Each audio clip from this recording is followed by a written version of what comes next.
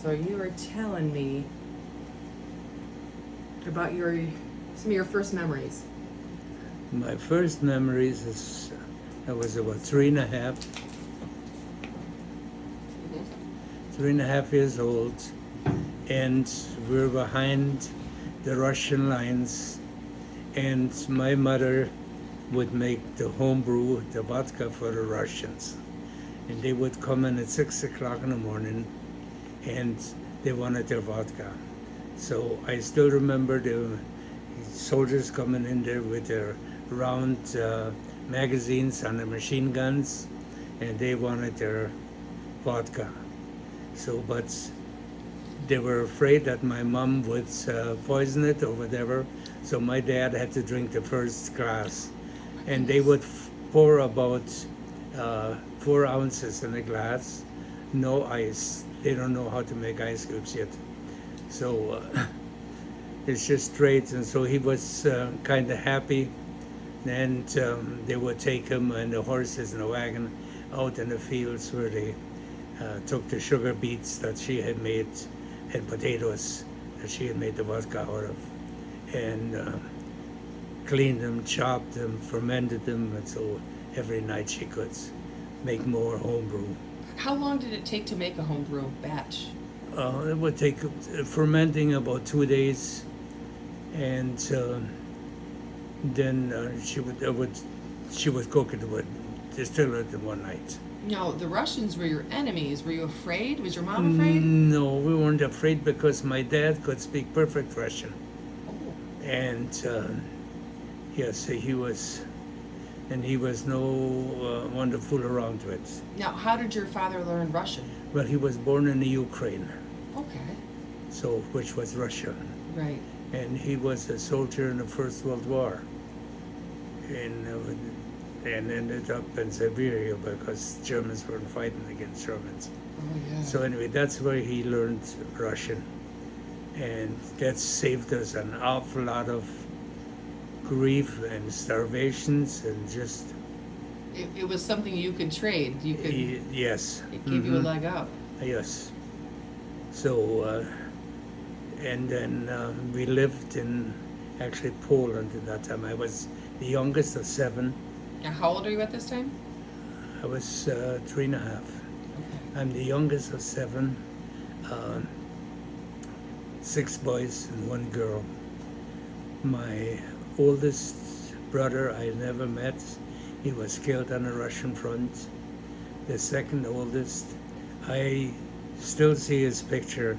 He dropped in to see Mom, and just for a short while before he was shipped to the front. And that's all I remember of my 2 oldest brothers. Now, your 19-year-old brother. My 19-year-old brother He was killed. He was killed, and my cousin was right next to him, and so he came back with the news that Because there was no telegrams, no telegraph. It was no. word of mouth. So your cousin Yes. had to deliver the message. That Yes, must have been awful. and he was quite a few years in the Russian BAW camp, and so. But we found out, and that's my sister Elsie was 16 years old. My brother Ada was 13, 14. My brother Otto was 12, I think. My brother Arnold was 7, and I was 4. And those are the ages when your oldest brother passed. Yes. And the Russians were bombing us constantly. So You told me about one of your very early memories, about 3.5, was playing with some boys outside okay. with, I think, some sort of weaponry, a grenade or something. Yes. We would find abandoned farms or so. We would stay for a couple of days, and the older boys would go in the woods and the gravel pits and find live ammunitions. So they would get some wood together and start a fire and dump the live ammunitions in, Oh my goodness. and hide behind the trees. So, and And all the mishaps, only one boy lost one eye. Oh, wow. And a friend of the family's found a live hand grenade in a gravel pit. And he was too dumb, he didn't know what it was. He pulled the pin, and thank God my cousin was right there, grabbed it out of his hand and threw it, and it barely hit the ground when it exploded. So we were lucky, even though we were, yes. What's next? Oh my goodness. Age 4.5, you guys moved westward. Okay, at age 4.5, we had the Russians were pushing us further west because they were gaining ground on the German troops, and we had to move because they wanted their vodkas. And it just about killed my mom to take care of the family all day, and at night she would distill their vodkas. Oh. And but we kept on going, and the planes over us bombing. I remember one stop that we made. We would only go 15 to 20 miles a day with the horses, and then they needed a rest. We needed a rest, and we stopped at one farm, and there was another because there was more wagon trains than ours fleeing the Russians. So there was one wagon train ahead of us, and they had moved into the farmhouse. So when we got there, we had to sleep with the horses in the stable. Mm-hmm. So, which wasn't the first time, but you know, it wasn't easy on that hard cement and just on a little bit of straw. And the next morning, we were ready to leave, and my dad always wanted to be early out and just, but since on our wagon train, there was only 4 adult men. It was my dad, his brother Emil, and his brother August, and then there was one family, the name was Prop. He was about the same age. All the other men from our wagon train, there was about, on days there was 12 wagons, on days there was 8 wagons traveling, okay?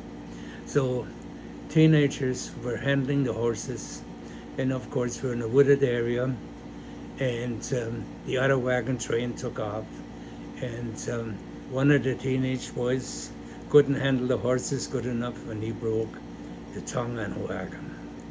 So we couldn't leave. My dad and his brother August, they had to cut down a tree and make a tongue, drill every hole, and it was later, but we heard the planes going over, and when we got out of the wooded area and on the open road, we saw that there was horses and women and children just cut in half with machine guns. Mm-hmm. Just but you were just little.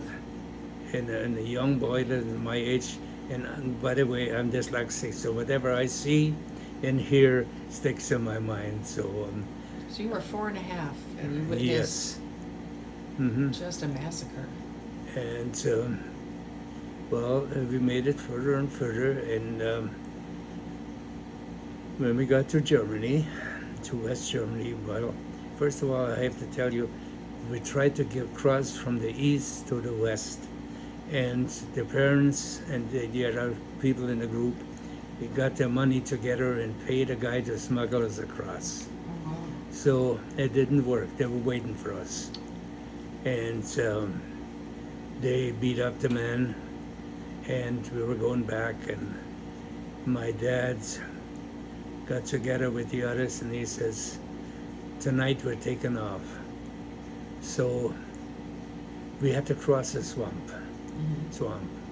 and I remember sitting on my dad's shoulders, and because I couldn't walk through that stuff, you know, with 4.5 years old, so we made it close to West Germany, and there was a small town with a train station. So somehow, and I never found out from my parents how they smuggled us, how they got us on in those boxcars. And the engineer pushed that boxcar, gave a push, so we ended up in West Germany. So it took about a day and a half before the farmers were brave enough to come close to and cut the seal because we couldn't get out. My goodness. So when we got out, and they picked us up in tractors and horse and buggies and shipped us to small towns. Wait, all of you were in the boxcar? The Yeah. horses too? No. The horses we had to leave in the east. Oh, okay. Okay, but the But you guys farmers. were sealed in the boxcar. Mhm. Like couldn't get out to No. get anything, to use the bathroom, nothing. My dad cut a hole in the floor Oh wow. and put a curtain up. He was an ingenious man. Yes. Wow. So we got to West Germany, and they picked us up and took us to the small towns around the area. And the town that we ended up was Großlaufere. And we got to Großlaufere on the 6th of January in 46. And they put us into a building that was owned by the sugar refinery. And there was 14 rooms, and they put 14 families in there. And I counted there were 76 people living in one building. So you had to sleep standing up. You didn't really, did you? No. And the Kaserne was called. It was occupied before for Polish workers that worked at the sugar refinery, and they were kicked out, let go to go back to Poland, and we took over. There was bed bugs and there was lice.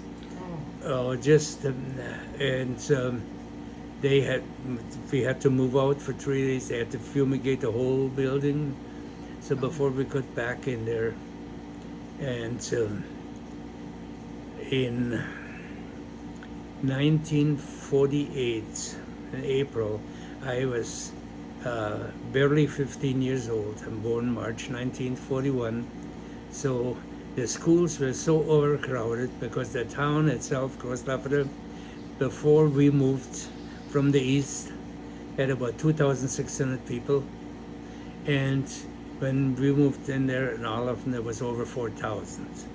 So the locals hated us, and we hated the locals, because the government, whenever there was a room empty, they put a family in there. Okay. So they didn't like you guys because basically their government was saying they had to take you in. Yes, and but we survived. We did the best we could, and in 48, Easter, April 1st, I started school. At that time, the school was so crowded that they had morning classes and afternoon classes. There was only Now, 8. how old were you when you started school? I was just turned 8. Okay. No, 7. Seven, yes. And So where are you living at now when you're... then a Kaserne in West Germany, yes. And they had classes in the morning from 8 till 12:30, and then from 1 o'clock till 6 for the, and because there was only 8 classrooms in that town. The school was built in 1904, and now we're in 2024, and they're still holding classes in the same classrooms that we went. And yes, they just keep up maintaining it. And so in 2012, we were in Germany, Bonnie and I, and my nephew's daughter took us to the same classroom that I went to. Oh my goodness. And the kids were, she was in 4th grade. and they had so many questions about our politics, and just they knew more than spoke English. Yeah. Yes, and now I'm getting off track. That's okay. That's okay. Let's see. 1956, you moved out. Barely Well- 15 years old, and Well, you yes, started an and apprenticeship. And was not the best students. They always said that I was the first German astronaut because I took up space in school. So, but It sounds like you were a hard worker, though. that's Like, how many days a week did you work when you started as an apprentice? well, 6 days. 6 days. Yes. And how were you treated? Like crap. I Yes. think most people today would be surprised by your experience. Today, if someone were to get a job as an apprentice, they're not going to be mistreated Nobody or would put up yelled with at this. or No, hit. nobody would put up with. But I'm so stubborn that if I make up my mind, there's just no change. So I started my apprenticeship in 1956, April 1st, 1956. And I'm the only baker in the family. My brothers were all different trades. One of them was a carpenter, one of them was a house painter, and the other one was a supervisor for a radio and television outfit. And I helped the baker after work, a little bit after school, and he came and said to my dad, I never looked for an apprentice. I thought Audie would take the apprenticeship, so I gave in, and I had to move into this house. I had to share a room with a guy that was 12 years older than I was. Like I said, I was just 15, and he was 12 years older, and lived on the third floor, and we had running water, but we had to run for it. We had to run down the stairs and 3 flights of stairs and carry the water up and carry the water down. Oh, wow. Yes. And every once in a while, during the working hours, you got a kick in the rear or you got slapped on the back because you didn't pay attention or whatever. Their hands were pretty free against especially me. So I didn't go for that. So You ended up going to trade school during that time, too. and then yes, we worked 6 days a week, and on Wednesday afternoon we had trade school.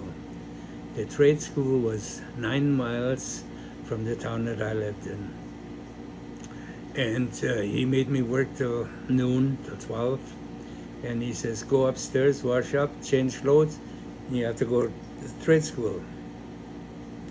Get on my bicycle, and you have to, it takes a couple of minutes to change or whatever, and be there on time.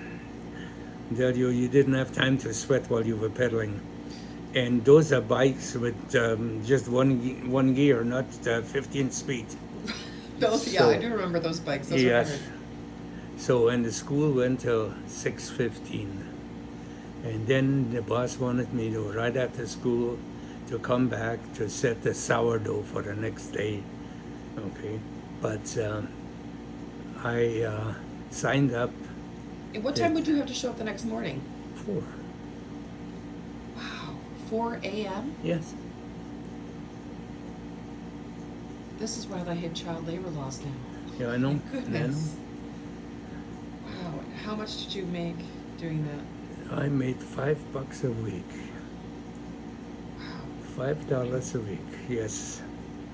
And worked about close to 70 hours. There were some Fridays where we 70 started. hours in 1 week. Yes. There were And some. you made $5 Mhm. for that 70 hours of work. And getting hit. Yes. And kicked and all the things. And then I played soccer. Okay, when I was 8, I started soccer. And of course, once I took my apprenticeship, when I wanted to go to soccer practice, he would, after working these hours, the boss would say, no, it's springtime. I need the garden spade. So we went to he's got a big garden that we had to spade and plant all the stuff that he wanted. In fall, of course, we had to harvest everything. He had so many cherry trees, apple trees, and pear trees. So that was my job. Wow. Yes, there was many Fridays where we started at 4 in the morning until 8 o'clock in the evening. Wow. And this same man that made you work hard and mistreated you, he also fired you a couple Yes, times. yes. So I don't think I wouldn't let my son go through this. My dad didn't know nothing about it. When I told him what went on there, he said, "You should have told me." So what happened when he fired you the first time? Well, they fired me the first time because after working from 4 in the morning till 9 in the morning, the bricklayer came. We built a new brick oven, and I had to labor for him, mix the mortar, carry the bricks. And I only had an old jacket that the old boss had there because we were not allowed to use the bathroom inside. We had to go to the outhouse. And so I put this, since my bakery clothes were just, I had maybe 2 sets and that's it. And it wasn't winter, so I needed something warm. I put these clothes on that the boss had. And I was just ready to walk out the door. We just had a tarp between the bakery and dividing the bakery, and I heard him say, "Now you can tell he's not a real German. He's a damn Polak." So I turned and I was going to show him how tough this little Polak was. So he fired me. And when I went home, told my dad what had happened. He went and he had a talk with him. Didn't take long. The station wagon was pulling up, put my bike in it, and I was back in the bakery. What'd your dad say to him? I wouldn't talk to him for 3 weeks. Oh, yeah? I would just answer yes or no. Well, your dad said something to him to get your job Oh back. yes, he says, "I lost 2 sons in the war for the Germans, and you called me a Polak." He says, you know, so he apologized and took me back. And the second time I got fired was on a Thursday morning after trade school. I couldn't clean the bakery, so whoever cleaned the bakery let the water drip. And the whole ceiling, plaster ceiling, was down on benches on the floor, and he just turned and backhanded me one. I went flying across the bakery, and again I went after him. And I never gave up. I never backed down from a fight, never. And I think I could have licked him because he made me carry, as a 15-year-old boy, the flour would come in 100 kilos, which is 220 pounds. I had to unload when the delivery came and carry it upstairs. Oh my gosh. So, yes, I had strong legs because I played soccer, but as a 15-year-old boy, it was tough. It was just, like I said, I was a slave for 3 years. And Yeah. There was a third time he tried to fire you. yes, the third time he beat his wife. She was a beautiful, nicest lady in the world. And he was drunk again, like he was every day. And he belted her once. She went flying across the bakery, and I stepped in between, and again I got fired. But he took me back. And it was just every day, 6 days a week. By 9 o'clock, they would give me money.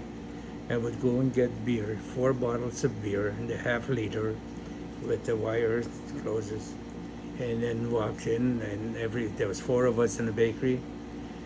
His dad, the boss, himself, and then there was Heinz. He roomed with me, and myself. And as soon as we said cheers, and we added one slug, everybody had a hiding place that you put the bottles in there. And he would go over and grab my bottle and drink out of it. And I just couldn't. I would end up with canker sores and just so. And every day at 11 o'clock, I was on my bicycle getting him a bottle of brandy 6 days a week. Wow. And he didn't share the brandy with us. It was just him and his buddies. And the bakery, we delivered to a small town every Wednesday and every Friday, I think. And well, before we got to that small town, there was a tavern, Fusatal it was called. And his car always turned automatically in there. He had, and he would buy me a shot and a glass of beer, and then he would say, I'm staying here, you better finish the route. So I had the whole town to 16 years old, no driver license, nothing. I had to, with a stick shift. Finishing the route, praying you don't get pulled over by the police. Yes, oh yes. So that's how I learned how to drive a car, but it was stick shift. And, with 4 gears and just a lot of grinding. Perhaps might have stalled it out once or twice. Oh my goodness. So let's see, April 1st, 1959, that was your last day as a baker's apprentice. Mm-hmm. And then you went to work for the railroad. So when I finished my 3 years in the bakery, and after every year, we would have to go to a different bakery to test if we learned something that year or not. And after the third year, I had to go again about 9 miles to a bakery in the city. And since my name is Winkler, I was the last to test. And that evening before, when he told me where to go to take my test, he says, are you going? I says, of course. He says, why bother? You're not going to pass the test. So I looked at him, I says, boss, that means you didn't teach me anything in the 3 years. So it's no shame on me, it's a shame on you. And that got me so worked up, so mad, I finished the top of the class. And came back. I still remember it was a Friday evening. And Friday in my little town there, Friday evening was cowboy movies, Western movies. And I walked with my girlfriend across the street to the movie theater. It was just a couple houses down. So he was standing in front of the store, and he says, come on here, come over. So he went over, and he says, are you going to stay? And I said, no, boss. I says, remember, I always said the 1st of April is the last of April for me. So, but I did something stupid. We partied afterwards. And I didn't want to go home. I still had the key for us, so I went in a room and slept over there. 4 o'clock in the morning, the other guy gets up there and he says, Audie, going to stay? And he says, no. Well, he's sleeping in bed. So at 4 o'clock, he kicked me out. I had to pack up, get on my bicycle and drive right home. Oh, gosh. With a hangover, of course. Oh, it happens. Yes. So it's there were so many things that nobody else nowadays would go through, or thank God that my memory is still the way it is. I do remember things that my older brothers, Arnold and Otto, they always said, you're full of crap. And then we talked to my sister, she was 13 years older. She says, no, guys, he remembers. Oh, wow. Yes. So after your last day as a baker's apprentice, Okay, then you switched career paths entirely. Yes, I went to outfit. I worked on the railroads, changing tracks, and It was a lot more money, though, too, wasn't oh it? yes, In a bakery, I would make, as a journeyman, 35 marks a week for dollars.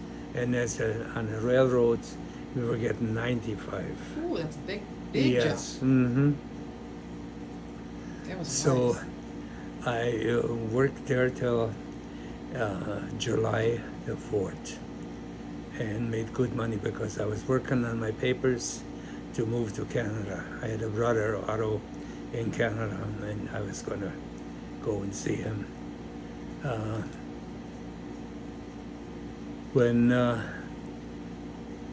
final thing came, my mom and my brother Arnold took me to Bremerhaven, where I got on a ship, and it took 11 days to cross the ocean because we went to England first, then to France, and then to Ireland, and from there we crossed the Atlantic and got into the St. Lawrence Seaway, and our stop was Montreal.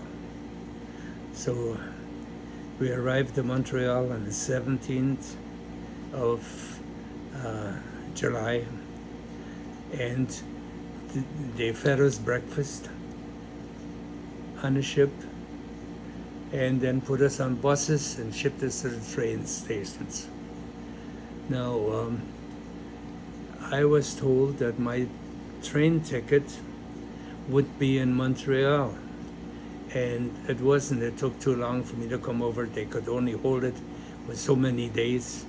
So they asked me if I got some money back on the ship.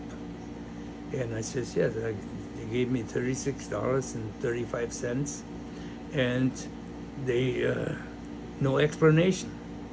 Well, the lady that I found, because I saw some people walking around with white armbands, and I figured these are translators.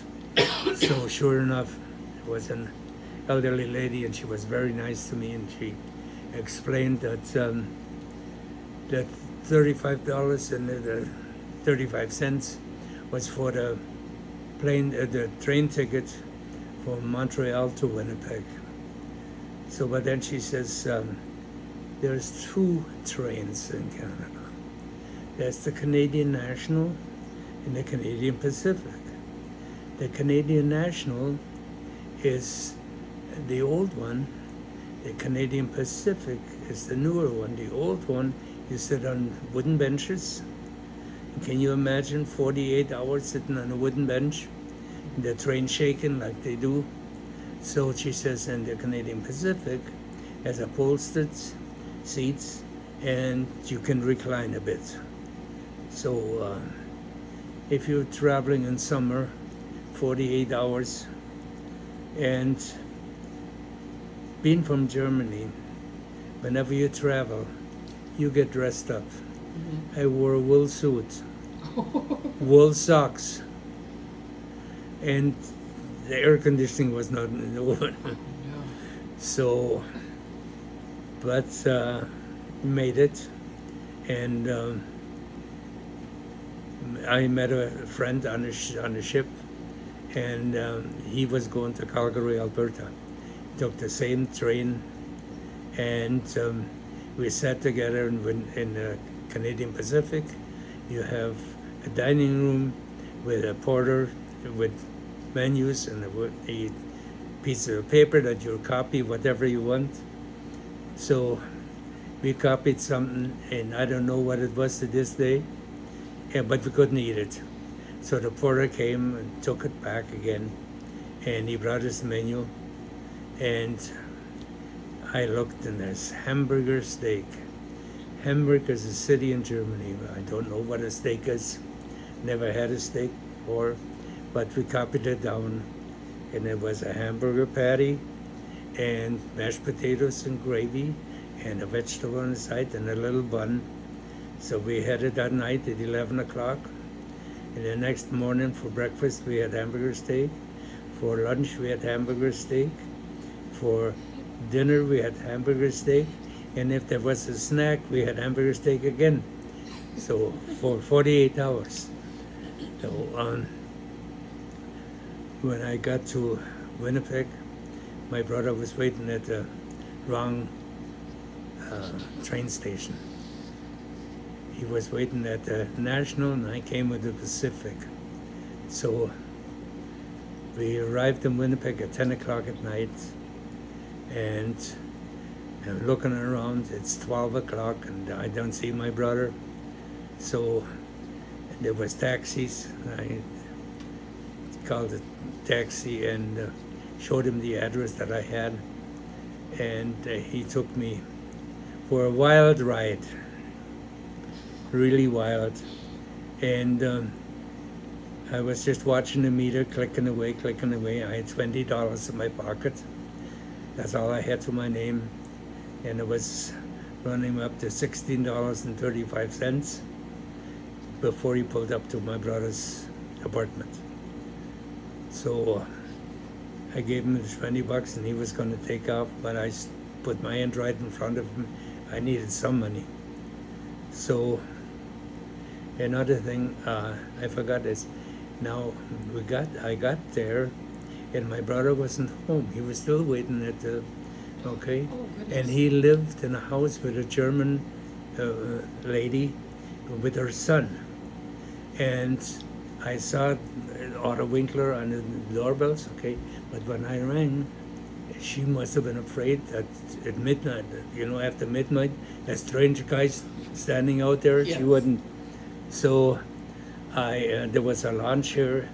I sat down and put my feet on the suitcases, and I fell asleep until my brother came and Woke you up and let you in the house? yes, and he says, "What happened?" I says, "Where were you?" So anyway, the quick made me something to eat, and they had two boys at that time, Freddie and Bobby, and it's just a small apartment. I slept on the couch a couple of days, and then I needed to find a job. So I started walking the streets, and I found a pastry shop, Lang's Pastry Shop. Went in there, showed him my credentials. Oh, he says, top of the class. He says, you start tonight at 11. In Germany, they don't start till 4 in the morning. So this was a change for 11 me. at night. Yes. So at 10:30, I left my brother's house and walked towards the bakery, not speaking any English or French. I stood up my collar and the jacket, and I walked close to the buildings. I get about a block and a half away from the bakery, and a squad car drives. The police, the Winnipeg police, stopped me because they thought I had held up a service station, and I kept pointing at the sign. But Lang's Pastry Shop in German, as long as... So you can't even communicate with them? No. So finally they took me over there, and thank God that the boss's mother-in-law was there. And she was in Canada for many years, so she could speak both languages. She says, he didn't rob the station. He says he wouldn't walk away from it. He just got off the boat. So they let me go, and but it was short-lived. After a week and 70 plus hours, I got on Friday. He gave me the paycheck, not a paycheck, cash money in an envelope, and I counted, and $63. I said, you made a mistake. He says, why? I said, that's not enough. He says, you don't speak English. I can pay you what I want. So I gave him a week's notice, and I quit after that week. So now what? My brother says, you know that I lay hardwood floors. I'll show you how to do this. And then we get 6.5 cents a square foot. It's very little, but in 1959, it was pretty good money when everybody worked for $1.45. So, Yeah. and my brother was a pusher. He was smaller man, but small man's disease. He had to be the best, the fastest in whatever he did. So we worked, and once I got to know how to use a hammer from the bakery, getting used to the calluses and getting used to the sharp nails that we used, and so we did pretty good. We did every day a house. If it got 3 bedrooms or 4 bedrooms, living room and dining room, It's a lot. yes. Is that just you and your brother, or is there any other workers? No, just me and my brother. You did 3 And- bedrooms? Yeah, and there was 1.5 inch flooring, Wow. nailed that's by hand. Yes. That's a lot. Mm-hmm. Yes. But we did it, and in 1960, in May of 1960, I had enough money saved to pay for my sister and her husband and 2 girls to come from Germany. Really? Yes. So that's how much money we made. Good money. I mean, we only went to church and went working. That's the only the first couple of months. That's and how that's we right did. before you got married, too. Yes. Mm-hmm. So let me take a little break. Right? Okay.